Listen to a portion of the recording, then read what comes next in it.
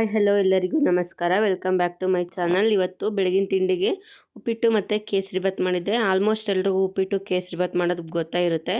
ಆದರೆ ನಾನು ಯಾವ ಥರ ಮಾಡ್ತೀನಿ ಅಂತ ತೋರಿಸ್ತಾ ಇದ್ದೀನಿ. ಒಬ್ಬೊಬ್ಬರಿಗೆ ಉಪ್ಪಿಟ್ಟು ಇಷ್ಟ ಆಗೋಲ್ಲ, ಆದರೆ ಈ ಥರ ಮಾಡ್ಕೊಳ್ಳಿ, ತುಂಬಾ ಇಷ್ಟಪಟ್ಟು ತಿಂತಾರೆ ಎಲ್ರೂ. ಅದಕ್ಕೋಸ್ಕರ ಇಲ್ಲಿ ಒಂದು ಬಾಣಲೆ ಇಟ್ಕೊಂಡು ಅದಕ್ಕೆ ಎಣ್ಣೆ ಹಾಕಿ, ಎಣ್ಣೆ ಬಿಸಿ ಆಗಾದ್ಮೇಲೆ ಕಡಲೆಬೇಳೆ ಉದ್ದಿನಬೇಳೆ ಹಾಕಿದ್ದೀನಿ. ಉದ್ದಿನಬೇಳೆ ಕಡಲೆಬೇಳೆ ಬಿಸಿ ಫ್ರೈ ಆಗಾದ್ಮೇಲೆ ಅದಕ್ಕೆ ಸಾಸಿವೆ ಜೀರಿಗೆ ಹಾಕಿ ಫ್ರೈ ಮಾಡಿಕೊಂಡು ನೆಕ್ಸ್ಟ್ ಇವಾಗ ಅದಕ್ಕೆ ಕರಿಬೇವಿನ ಸೊಪ್ಪು ಮತ್ತು ಹಸಿಮೆಣ್ಸಿನ್ಕಾಯಿ ಹಾಕ್ಕೊತಾ ಇದ್ದೀನಿ. ಇವಾಗ ಉದ್ದುದ್ದ ಕಟ್ ಮಾಡಿರೋ ಅಂಥ ಈರುಳ್ಳಿ ಸೇರಿಸ್ಕೊತಾ ಇದ್ದೀನಿ. ಈರುಳ್ಳಿ ಸೇರಿಸ್ಕೊಂಡು ನೀಟಾಗಿ ಫ್ರೈ ಮಾಡ್ಕೊತಾ ಇದ್ದೀನಿ. ನೀಟಾಗಿ ಫ್ರೈ ಮಾಡ್ಕೊಂಡಿದ್ದಾದ್ಮೇಲೆ ನೆಕ್ಸ್ಟ್ ಇವಾಗ ಇದಕ್ಕೆ ಟೊಮೊಟೊ ಸೇರಿಸ್ಕೊತಾ ಇದ್ದೀನಿ. ನಾನು ತರಕಾರಿ ಏನು ಹಾಕೊಂಡೆ ಮಾಡ್ಕೊತಾ ಇದ್ದೀನಿ ಪ್ಲೈನಾಗೆ, ಆದರೆ ಈ ಥರ ಮಾಡ್ಕೊಂಡ್ರೂ ತುಂಬ ಚೆನ್ನಾಗಿರುತ್ತೆ. ಒಬ್ಬರು ಉಪ್ಪಿಟ್ಟು ಇಷ್ಟಪಡೋಲ್ಲ, ಅವ್ರಿಗೆ ಈ ಥರ ಮಾಡಿಕೊಡಿ, ತುಂಬ ಇಷ್ಟಪಟ್ಟು ತಿಂತಾರೆ. ಸ್ವಲ್ಪ ಎಣ್ಣೆ ಜಾಸ್ತಿ ಹಾಕ್ಕೊಬೇಕು, ಆವಾಗ ಉಪ್ಪಿಟ್ಟು ತುಂಬಾ ಚೆನ್ನಾಗಿ ಬರುತ್ತೆ. ಇವಾಗ ಟೊಮೊಟೊ ಎಲ್ಲ ಎಣ್ಣೆ ಚೆನ್ನಾಗಿ ಫ್ರೈ ಆಗ್ತಾ ಇದೆ. ಇವಾಗ ಒಂದು ಲಿಡ್ ಕ್ಲೋಸ್ ಮಾಡಿ ಒಂದು 2 ನಿಮಿಷ ಬಿಡ್ತೀನಿ, ಟೊಮೊಟೊ ಸಾಫ್ಟ್ ಆಗಲಿ ಅಂತ ಹೇಳ್ಬಿಟ್ಟು. ನೋಡ್ತಾ ಇರ್ಬೋದು, ಇವಾಗ ಟೊಮೊಟೊ ಎಲ್ಲ ಸಾಫ್ಟಾಗಿ ನೀಟಾಗಿ ಬೆಂದಿದೆ. ಇವಾಗ ಒಂದು ಸಲ ಮಿಕ್ಸ್ ಮಾಡ್ಕೊಂಬಿಟ್ಟು ಇದಕ್ಕೆ 1:3 ರೇಷಿಯೋ ನೀರು ಹಾಕ್ಕೊಬೇಕು. ಅಂದರೆ ಒಂದು ಲೋಟ ರವೆಗೆ 3 ಲೋಟ ಅಷ್ಟು ನೀರು ಹಾಕ್ಕೊಂಡ್ರೆ ಸ್ವಲ್ಪ ತೆಳ್ಳಗೆ ಚೆನ್ನಾಗಿ ಬರುತ್ತೆ. ತೆಳುವಾಗಿ ಬಂದರೆ ಉಪ್ಪಿಟ್ಟು ತಿನ್ನೋಕೆ ಚೆನ್ನಾಗಿರುತ್ತೆ. 1 ಲೋಟ ರವೆ ತಗೊಂಡಿದ್ದೆ, ಹಂಗಾಗಿ ನಾನಿಲ್ಲಿ 3 1/4 ನೀರು ಹಾಕ್ಕೊತಾ ಇದ್ದೀನಿ. 3 1/4 ನೀರು ಹಾಕ್ಕೊಂಡ್ರೆ ತೆಳುವಾಗಿ ತುಂಬ ಚೆನ್ನಾಗಿ ಬರುತ್ತೆ. ಹಂಗಾಗಿ ಇಲ್ಲಿ 3 1/4 ಗ್ಲಾಸಷ್ಟು ನೀರು ಹಾಕ್ಕೊಂಬಿಟ್ಟು ನೀಟಾಗಿ ಮಿಕ್ಸ್ ಮಾಡಿ, ಇವಾಗ ಇದಕ್ಕೆ ರುಚಿಗೆ ತಕ್ಕಷ್ಟು ಉಪ್ಪು ಸೇರಿಸ್ಬಿಟ್ಟು ಇದಕ್ಕೆ ಇವಾಗ ಫ್ರೆಶ್ ತೆಂಗಿನಕಾಯಿ ತುರಿ ಹಾಕ್ತಾಯಿದ್ದೀನಿ. 1 ಕಪ್ ಪೂರ್ತಿ ತೆಂಗಿನಕಾಯಿ ತುರಿ ಹಾಕ್ತಾಯಿದ್ದೀನಿ. ಹಿಂಗೆ ತೆಂಗಿನಕಾಯಿ ತುರಿ ಫ್ರೆಶ್ ಆಗಿರೋದು ಸೇರಿಸಿದ್ರೆ ತುಂಬ ಟೇಸ್ಟಿಯಾಗಿ ಬರುತ್ತೆ. ನೋಡ್ತಾ ಇರ್ಬೋದು, ತೆಂಗಿನಕಾಯಿ ಎಲ್ಲ ನೀಟಾಗಿ ಮಿಕ್ಸ್ ಮಾಡಿಬಿಟ್ಟು ಒಂದು ಲಿಡ್ ಕ್ಲೋಸ್ ಮಾಡಿ ಬಿಡ್ತೀನಿ, ನೀಟಾಗಿ ಕುದೀಲಿ ನೀರೆಲ್ಲ ಅಂತ ಹೇಳ್ಬಿಟ್ಟು. ನೋಡಿ, ನೀರೆಲ್ಲ ನೀಟಾಗಿ ಕುದೀತಾ ಇದೆ ಅಲ್ವಾ. ಇಷ್ಟರಲ್ಲಿ ಸೈಡಲ್ಲಿ ರವೆನೂ ಹುರ್ಕೊತೀನಿ. ಹುರ್ಕೊಂಡಿದ್ದಾಗಿತ್ತು, ಅದು ತಣ್ಣಗಾಗಲಿ ಅಂತ ಸ್ವಲ್ಪ ಬಿಟ್ಟಿದ್ದೆ. ನೋಡ್ತಾ ಇರ್ಬೋದು, ನೀರೆಲ್ಲ ಎಷ್ಟು ಚೆನ್ನಾಗಿ ಕುದೀತಾ ಇದೆ. ಈ ಟೈಮಲ್ಲಿ ಉಪ್ಪು ಖಾರ ಎಲ್ಲ ನೋಡ್ಕೊಂಬಿಟ್ಟು ರವೆ ಹಾಕ್ಕೊಂಡು ನೀಟಾಗಿ ಮಿಕ್ಸ್ ಮಾಡಿಕೊಂಡ್ರೆ ಆಯಿತು. ಗಂಟೆನೂ ಆಗಲ್ಲ, ಮೀಡಿಯಮ್ ಫ್ಲೇಮ್ ಇಟ್ಕೊಂಡು ನೀಟಾಗಿ ಮಿಕ್ಸ್ ಮಾಡಿಕೊಂಡ್ರೆ ಆಗುತ್ತೆ, ಉಪ್ಪಿಟ್ಟು ರೆಡಿನೇ ಆಗೋಗುತ್ತೆ. ಇವಾಗ ರವೆ ಎಲ್ಲ ಹಾಕಿ ಮಿಕ್ಸ್ ಮಾಡಿದಾದ್ಮೇಲೆ ಕೊನೆಯಲ್ಲಿ ಕೊತ್ತಂಬರಿ ಸೊಪ್ಪು ಸೇರಿಸ್ತಾ ಇದ್ದೀನಿ. ಇಲ್ಲಿ ಈ ಥರ ಕೊತ್ತಂಬರಿ ಸೊಪ್ಪು, ಕಾಯಿ ತುರಿ ಎಲ್ಲ ಹಾಕ್ಕೊಂಡು ಮಾಡಿದ್ರೆ ಉಪ್ಪಿಟ್ಟು ಇಷ್ಟಪಡದೇ ಇರೋರು ಇಷ್ಟಪಟ್ಟು ತಿಂತಾರೆ, ಅಷ್ಟು ಚೆನ್ನಾಗಿರುತ್ತೆ. ಹಂಗಾಗಿ ನಾನಿಲ್ಲಿ ಕೊತ್ತಂಬರಿ ಸೊಪ್ಪೆಲ್ಲ ಸೇರಿಸ್ಕೊಂಡು ನೀಟಾಗಿ ಮಿಕ್ಸ್ ಮಾಡ್ತಾ ಇದ್ದೀನಿ. ಇದು ಕುದೀತಾ ಇದೆ ಅಲ್ವಾ, ಈ ಹಂತದಲ್ಲಿ ಲೋ ಫ್ಲೇಮ್ ಇಟ್ಬಿಟ್ಟು ಒಂದು ಲಿಡ್ ಕ್ಲೋಸ್ ಮಾಡಿ 1-2 ನಿಮಿಷ ಸ್ಟವ್ ಮೇಲೆ ಬಿಟ್ಬಿಟ್ಟು ಆಮೇಲೆ ಆಫ್ ಮಾಡಿಬಿಡಬೇಕು.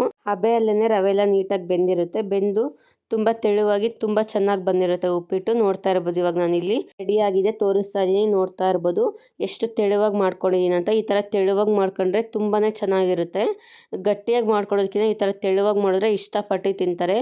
ಚೆನ್ನಾಗಿ ಬಂದಿತ್ತು ಉಪ್ಪಿಟ್ಟು, ತುಂಬಾ ಚೆನ್ನಾಗಾಗಿತ್ತು. ಬಿಸಿ ಬಿಸಿಯಾಗಿ ಇದಕ್ಕೆ ಮೊಸರು ಇಲ್ಲ ಉಪ್ಪಿನಕಾಯಿ ಕಾಂಬಿನೇಷನ್ ತುಂಬಾ ಚೆನ್ನಾಗಿರುತ್ತೆ. ನೆಕ್ಸ್ಟ್ ಇವಾಗ ಕೇಸರಿಬಾತ್ ಮಾಡ್ಕೊಬೇಕು.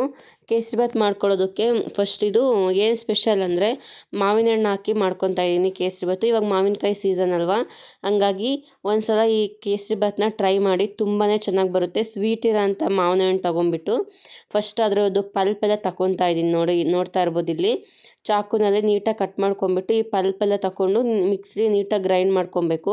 ಹಂಗಾಗಿ ನಾನಿಲ್ಲಿ ಒಂದು ಮಾವಿನ ಹಣ್ಣು ಪೂರ್ತಿಯಾಗಿ ತಗೊತಾ ಇದ್ದೀನಿ. ಇಲ್ಲಿ ಅದ್ರ ಪಲ್ಪ್ ಸ್ವಲ್ಪ ಜಾಸ್ತಿ ಬೇಕಾಗುತ್ತೆ ಕೇಸರಿಬಾತ್ಗೆ, ಹಂಗಾಗಿ ಇಲ್ಲಿ ಒಂದು ಮಾವಿನ ಹಣ್ಣು ಪೂರ್ತಿ ತಗೊತಾ ಇದ್ದೀನಿ. ಇಲ್ಲಿ ಸ್ವೀಟ್ ಇರೋ ಮಾವಿನ ಹಣ್ಣು ತಗೊಳ್ಳಿ, ತುಂಬಾ ಚೆನ್ನಾಗಿ ಬರುತ್ತೆ ಕೇಸರಿಬಾತು.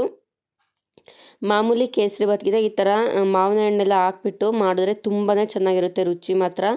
ಇದಂತೂ ತುಂಬಾ ಟೇಸ್ಟಿಯಾಗಿರುತ್ತೆ. ಪೈನಾಪಲ್ ಹಾಕ್ಕೊಂಡು ಮಾಡಿರ್ತೀವಿ, ಆದರೆ ಈ ಥರ ಮಾವಿನ ಹಣ್ಣು ಹಾಕಿ ಒಂದ್ಸಲ ಟ್ರೈ ಮಾಡಿ ನೋಡಿ, ತುಂಬಾ ಚೆನ್ನಾಗಿ ಬರುತ್ತೆ. ನೋಡ್ತಾ ಇರ್ಬೋದು, ನಾನಿಲ್ಲಿ ಒಂದು ಮಾವಿನ ಹಣ್ಣು ಪೂರ್ತಿ ತುಂಬ ಸ್ವೀಟ್ ಇತ್ತು, ಹಂಗಾಗಿ ಈ ಸ್ವೀಟ್ ಇರೋ ಮಾವಿನ ಹಣ್ಣು ಪೂರ್ತಿ ತಗೊಂಡು ಮಿಕ್ಸಿಯಲ್ಲಿ ನೀಟಾಗಿ ಗ್ರೈಂಡ್ ಮಾಡಿ ಈ ಪಲ್ಪ್ ಇಲ್ಲಿ ಎತ್ತಿಟ್ಕೊತಾ ಇದ್ದೀನಿ. ನೋಡ್ತಾ ಇರ್ಬೋದು, ಗಟ್ಟಿಯಾಗಿ ಒಂಚೂರು ನೀರು ಹಾಕ್ದೇ ನೀಟಾಗಿ ಮಿಕ್ಸ್ ಮಾಡ್ಕೊಂಡಿದ್ದೀನಿ. ನುಣ್ಣಗೆ ಮಿಕ್ಸ್ ಆಗಿದೆ. ಈ ಪಲ್ಪೆಲ್ಲ ತೆಗ್ದಿವಾಗ ಎತ್ತಿಟ್ಕೊಂಡು ನೆಕ್ಸ್ಟ್ ಇವಾಗ ಒಂದು ದಪ್ಪ ಇರೋ ಅಂಥ ಬಾಣಲಿ ತಗೊತಾ ಇದ್ದೀನಿ. ಆ ಬಾಣಲೆ ಎಲ್ಲ ಬಿಸಿಯಾಗಾದ್ಮೇಲೆ ಇವಾಗ ಇದಕ್ಕೆ ಸ್ವಲ್ಪ ಎಣ್ಣೆ ಸ್ವಲ್ಪ ತುಪ್ಪ ಸೇರಿಸ್ಕೊತಾ ಇದ್ದೀನಿ. 3/4 ತುಪ್ಪ ಹಾಕ್ಕೊಂಡು 1/4 ಭಾಗ ಎಣ್ಣೆ ಹಾಕ್ಕೊತಾ ಇದ್ದೀನಿ. ಬರೀ ತುಪ್ಪದಲ್ಲೇ ಮಾಡ್ಕೊಬೋದು. ನಾನು ಇಲ್ಲಿ 2 ಸೇರಿಸ್ಕೊತಾ ಇದ್ದೀನಿ. ನೆಕ್ಸ್ಟ್ ಇವಾಗ ಇದಕ್ಕೆ ಕಪ್ಪು ದ್ರಾಕ್ಷಿ ಹಾಕ್ಕೊಂಡಿದ್ದೀನಿ. ಕಪ್ಪು ದ್ರಾಕ್ಷಿನೂ ಮತ್ತು ಬಾದಾಮಿ ಹಾಕ್ಕೊಂಡಿದ್ದೀನಿ. ಗೋಡಂಬಿ ನಮ್ಮ ಮನೇಲಿ ಖಾಲಿಯಾಗಿತ್ತು, ಹಂಗಾಗಿ ಈ 2ನ್ನೇ ಹಾಕ್ಕೊತಾ ಇದ್ದೀನಿ. ಬಿಳಿ ದ್ರಾಕ್ಷಿ ಆದರೂ ಹಾಕ್ಕೊಬೋದು, ಆದರೆ ಈ ಥರ ಕಪ್ಪು ದ್ರಾಕ್ಷಿ ಹಾಕಿದ್ದೀನಿ ನಾನು, ಚೆನ್ನಾಗಿರುತ್ತೆ ಅಂತ ಹೇಳ್ಬಿಟ್ಟು. ನೆಕ್ಸ್ಟ್ ಇವಾಗ ಇದನ್ನೆಲ್ಲ ಫ್ರೈ ಮಾಡಿ ಎತ್ತಿಟ್ಕೊತಾ ಇದ್ದೀನಿ. ಇವಾಗ ಅದೇ ಎಣ್ಣೆ ಮತ್ತು ತುಪ್ಪ ಹಾಕಿನಿ. ಇವಾಗ ರವೆ ಹಾಕ್ಕೊತಾ ಇದ್ದೀನಿ. 1 ಕಪ್ಪಷ್ಟು ರವೆ ಹಾಕ್ಕೊತಾ ಇದ್ದೀನಿ, ನೋಡ್ತಾ ಇರ್ಬೋದು. ಈ ರವೆನ ಕೇಸರಿಬಾತ್ಗೆ ಮೇಯ್ನ್, ಕೇಸರಿಬಾತ್ಗೆ ಈ ರವೆ ಹುರ್ಕೊಳ್ಳೋದೇ ಇರೋದು. ಲೋ ಫ್ಲೇಮ್ ಇಟ್ಟು ಕಲರ್ ಚೇಂಜ್ ಆಗಿ ಸ್ಮೆಲ್ ಬರುತ್ತಲ್ವ, ಅಲ್ಲಿವರೆಗೂ ನೀಟಾಗಿ ಹುರ್ಕೊಬೇಕು. ಈ ತುಪ್ಪದಲ್ಲೇ ರವೆ ನಾವು ಎಷ್ಟು ಚೆನ್ನಾಗಿ ಹುರಿತೀವೋ ಅಷ್ಟು ಚೆನ್ನಾಗಿ ಕೇಸರಿಬಾತ್ ರೆಡಿ ಆಗುತ್ತೆ. ನೋಡ್ತಾ ಇರ್ಬೋದು, ನಾನು ಇಲ್ಲಿ ಲೋ ಫ್ಲೇಮ್ ಇಟ್ಕೊಂಡೆ ಹುರಿತಾ ಇದ್ದೀನಿ. ಸುಮಾರು ಒಂದು 7 ನಿಮಿಷ ಅಷ್ಟು ಹುರ್ಕೊಬೇಕು. ನೀಟಾಗಿ ಹುರ್ಕೊಂಡ್ರೆ ನೀಟಾಗಿ ಕೇಸರಿಬಾತ್ ಬರುತ್ತೆ. ಬಾಯಿಲಿಟ್ರೆ ಕರಗುತ್ತೆ, ಅಷ್ಟು ಚೆನ್ನಾಗಿರುತ್ತೆ ಕೇಸರಿಬಾತು. ನೆಕ್ಸ್ಟ್ ಇವಾಗ ನೋಡಿ ಹುರ್ಕೊತಾ ಇದ್ದೀನಿ. ಇದು ರವೆ ಎಲ್ಲ ಹುರಿದಾದ್ಮೇಲೆ ಅದು ರವೆ ಅರಳ್ಕೊಂಬಿಟ್ಟು ತುಪ್ಪ ಎಲ್ಲ ಸೈಡಲ್ಲಿ ಬಿಟ್ಕೊತಾ ಬರುತ್ತೆ, ಅಲ್ಲಿವರೆಗೂ ಹುರ್ಕೊಬೇಕು. ಅಲ್ಲಿವರೆಗೂ ಹುರ್ಕೊಂಡ್ರೆ ಇದು ರವೆ ಬೆಂದಿದೆ ಅಂತ ಅರ್ಥ, ನೀಟಾಗಿ ಎಣ್ಣೆಯಲ್ಲಿ ತುಪ್ಪದಲ್ಲಿ ಫ್ರೈ ಆಗಿದೆ ಅಂತ ಅರ್ಥ. ನೋಡ್ತಾ ಇರ್ಬೋದು, ಇಲ್ಲಿ ಎಲ್ಲ ರವೆ ಎಲ್ಲ ಸೈಡಲ್ಲಿ ಎಣ್ಣೆ ಎಲ್ಲ ಬಿಟ್ಟು ಸೈಡಲ್ಲೆಲ್ಲ ಎಣ್ಣೆ ಬರ್ತಾ ಇದೆ ಅಲ್ವಾ. ಇವಾಗ ಇದು ಪರ್ಫೆಕ್ಟಾಗಿ ರವೆ ಎಲ್ಲ ಫ್ರೈ ಆಗಿದೆ. ಇದಕ್ಕೆ ನಾನು ಬಿಸಿನೀರು ಹಾಕ್ಕೊತಾ ಇದ್ದೀನಿ. ಬಿಸಿನೀರು ಸೇರಿಸ್ಕೊಬೇಕು. ನಾನು 1 ಕಪ್ ಇಲ್ಲಿ ರವೆ ತೊಗೊಂಡಿದ್ದೀನಿ, ಅದಕ್ಕೋಸ್ಕರ ಇಲ್ಲಿ 3 ಕಪ್ ಅಷ್ಟು ನೀರು ಹಾಕ್ಕೊತಾ ಇದ್ದೀನಿ. 3 ಕಪ್ ಅಷ್ಟು ನೀರು ಹಾಕಿ ಬಿಸಿ ನೀರು ಹಾಕ್ಕೊಂಡು ನೀಟಾಗಿ ಮಿಕ್ಸ್ ಮಾಡ್ಕೊತಾ ಇದ್ದೀನಿ. ನೋಡ್ತಾ ಇರ್ಬೋದು, ಇಲ್ಲಿ ಕೇಸರಿಬಾತ್ಗಂದರೆ ರವೆ ಬರುತ್ತಲ್ವ, ಅದೇ ರವೆ ತಗೊಂಡಿದ್ದೀನಿ ಇಲ್ಲಿ. ಆ ರವೆಯಲ್ಲಿ ಮಾಡಿಕೊಂಡ್ರೆ ತುಂಬ ಚೆನ್ನಾಗಿ ಬರುತ್ತೆ ಮತ್ತು ಅಷ್ಟೇ ಟೇಸ್ಟಿಯಾಗಿರುತ್ತೆ. ಈ ಸಣ್ಣ ರವೆನ ನೀಟಾಗಿ ಮಿಕ್ಸ್ ಮಾಡ್ಕೊಂಡು ಇದಾದಮೇಲೆ ರವೆ ಎಲ್ಲ ಬೆಂದಿದ್ದಾದಮೇಲೆ ಇವಾಗ ಸಕ್ಕರೆ ಸೇರಿಸ್ಕೊತಾ ಇದ್ದೀನಿ. ಮತ್ತು ಸ್ವಲ್ಪ ಏಲಕ್ಕಿ ಪುಡಿನೂ ಸೇರಿಸ್ಕೊತಾ ಇದ್ದೀನಿ. ಸೇರಿಸ್ಕೊಂಡು ನೀಟಾಗಿ ಸಕ್ಕರೆ ಎಲ್ಲ ಕರಗೋವರೆಗೂ ನೀಟಾಗಿ ಮಿಕ್ಸ್ ಮಾಡ್ಕೊಬೇಕು. ಸಕ್ಕರೆ ಏನು ಬೇಗನೆ ಕರಗಿಬಿಡ್ತೈತಲ್ವ, ಹಂಗಾಗಿ ನೀಟಾಗಿ ಮಿಕ್ಸ್ ಮಾಡ್ಕೊಬೇಕು.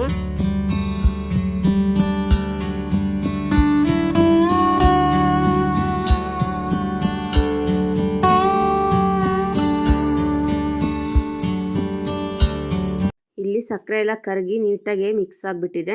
ಈ ಟೈಮಲ್ಲಿ ನಾವು ಮೊದಲೇ ಇದು ಮಾವಿನ ಹಣ್ಣೊಂದು ಪಲ್ಪ್ ರೆಡಿ ಮಾಡಿ ಇಟ್ಕೊಂಡಿದ್ವಲ್ಲ, ಅದನ್ನು ಸೇರಿಸ್ಕೊತಾ ಇದ್ದೀನಿ. ಇಲ್ಲಿ ಯಾವುದೇ ರೀತಿ ಫುಡ್ ಕಲರ್ ಏನೋ ಹಾಕ್ಕೊಳ್ಳೋ ಅವಶ್ಯಕತೆ ಇಲ್ಲ, ಇದರಲ್ಲೇ ಚೆನ್ನಾಗಿ ಕಲರ್ ಬರುತ್ತೆ. ಇನ್ನೂ ಸ್ವಲ್ಪ ನಿಮಗೆ ಕಲರ್ ಬೇಕು ಅಂತ ಹೇಳಿದ್ರೆ ಸ್ವಲ್ಪ ಅರಿಶಿನ ಪುಡಿ ಸೇರಿಸ್ಕೊಂಡ್ರೆ ಆಯಿತು. ನೋಡ್ತಾ ಇರ್ಬೋದು ಎಷ್ಟು ಚೆನ್ನಾಗಿ ಕಲರ್ ಬರ್ತಾ ಇದೆ ಅಂತ ಹೇಳ್ಬಿಟ್ಟು. ನನಗೆ ಇನ್ನೂ ಸ್ವಲ್ಪ ಕಲರ್ ಬೇಕು ಅಂತ ಅನ್ನಿಸ್ತು, ಹಂಗಾಗಿ ಒಂದು ಚಿಟಿಕೆ ಅಷ್ಟು ಇಲ್ಲಿ ಅರಿಶಿನ ಸೇರಿಸ್ಕೊತಾ ಇದ್ದೀನಿ. ಅರಿಶಿನ ಸೇರಿಸ್ಕೊಂಡು ನೀಟಾಗಿ ಮಿಕ್ಸ್ ಮಾಡಿಕೊಂಡ್ರೆ ಆಯಿತು. ಆದರೆ ಈ ಮಾವಿನ ಹಣ್ಣಿನ ಪಲ್ಪ್ ಹಾಕ್ಕೊಂಡು ಮಾಡ್ಕೊತೀವಲ್ಲ ಕೇಸರಿಬಾತು, ತುಂಬಾ ರುಚಿಯಾಗಿ ಬರುತ್ತೆ. ಖಂಡಿತ ನಿಮಗೂ ಇಷ್ಟ ಆಗುತ್ತೆ, ಒಂದು ಸಲ ಟ್ರೈ ಮಾಡಿ ನೋಡಿ. ನೋಡ್ತಾ ಇರ್ಬೋದು, ಇಲ್ಲಿ ಅದು ಮಾವಿನ ಹಣ್ಣಿನ ಪಲ್ಪೆಲ್ಲ ಹಾಕ್ಕೊಂಬಿಟ್ಟು ಅದೆಲ್ಲ ಬೇಯಬೇಕಲ್ವ, ಹಂಗಾಗಿ ಒಂದು ಸ್ವಲ್ಪ ಹೊತ್ತು ಲೋ ಫ್ಲೇಮ್ ಇಟ್ಟು ನೀಟಾಗಿ ಇದನ್ನು ಬೇಯಿಸ್ಕೊತೀನಿ. ನೋಡ್ತಾ ಇರ್ಬೋದು, ಒಂದು ಚಿಟಿಗೆ ಅಷ್ಟು ಅರಿಶಿನ ಹಾಕಿದ್ದೆ, ಹಂಗಾಗಿ ಕಲರ್ ಸೂಪರಾಗಿ ಬಂದಿದೆ. ನೆಕ್ಸ್ಟ್ ಇವಾಗ ತಳ ಎಲ್ಲ ನೀಟಾಗಿ ಬಿಟ್ಕೊಂಬರ್ತಾ ಇದೆ. ಕೇಸರಿಬಾತ್ ರೆಡಿಯಾಗಿದೆ. ನೆಕ್ಸ್ಟ್ ಇವಾಗ ಮೊದಲಿಗೆ ಫ್ರೈ ಮಾಡಿ ಇಟ್ಕೊಂಡಿದ್ನಲ್ಲ ದ್ರಾಕ್ಷಿ ಮತ್ತು ಬಾದಾಮಿ, ಅದನ್ನ ಹಾಕಿ ಮಿಕ್ಸ್ ಮಾಡಿ ಕೆಳಗೆ ಇಳಿಸ್ಬಿಟ್ಟು ತೋರಿಸ್ತಾ ಇದ್ದೀನಿ. ನೋಡಿ ಎಷ್ಟು ಪರ್ಫೆಕ್ಟಾಗಿ ಆಗಿದೆ ಅಂತ. ಮಾವಿನಕಾಯಿ ಸೀಸನ್ ಮುಗಿಯೋಷ್ಟರೊಳಗೆ ಒಂದು ಸಲ ಟ್ರೈ ಮಾಡಿ ನೋಡಿ, ತುಂಬಾ ರುಚಿಯಾಗಿ ಬರುತ್ತೆ. ನೋಡ್ತಾ ಇರ್ಬೋದು ಎಷ್ಟು ಸಾಫ್ಟಾಗಿ ಬಂದಿದೆ, ಅಷ್ಟೇ ತುಂಬಾ ರುಚಿಯಾಗಿ ಬಂದಿತ್ತು. ಒಂದು ಸಲ ಟ್ರೈ ಮಾಡಿ ನೋಡಿ, ನಿಮಗೂ ಇಷ್ಟ ಆಗುತ್ತೆ. ನೋಡ್ತಾ ಇರ್ಬೋದು, ಇಲ್ಲಿ ಉಪ್ಪಿಟ್ಟು ಮತ್ತು ಕೇಸರಿಬಾತು ಮತ್ತು ಸ್ವಲ್ಪ ಉಪ್ಪಿನಕಾಯಿ, ಇದು ನಾನೇ ಮಾಡಿರೋ ಅಂಥ ಉಪ್ಪಿನಕಾಯಿ. ಈ ವಿಡಿಯೋ ನಿಮಗೆ ಸ್ವಲ್ಪನಾದರೂ ಇಷ್ಟ ಆಗಿದರೆ ಪ್ಲೀಸ್ ಒಂದು ಲೈಕ್ ಮಾಡಿ, ಶೇರ್ ಮಾಡಿ, ಕಮೆಂಟ್ ಮಾಡಿ. ಇನ್ನೂ ಯಾರು ನನ್ನ ಚಾನಲ್ ಸಬ್ಸ್ಕ್ರೈಬ್ ಮಾಡ್ಕೊಂಡಿಲ್ಲ ಪ್ಲೀಸ್ ಸಬ್ಸ್ಕ್ರೈಬ್ ಮಾಡ್ಕೊಂಡು ನೋಡಿ.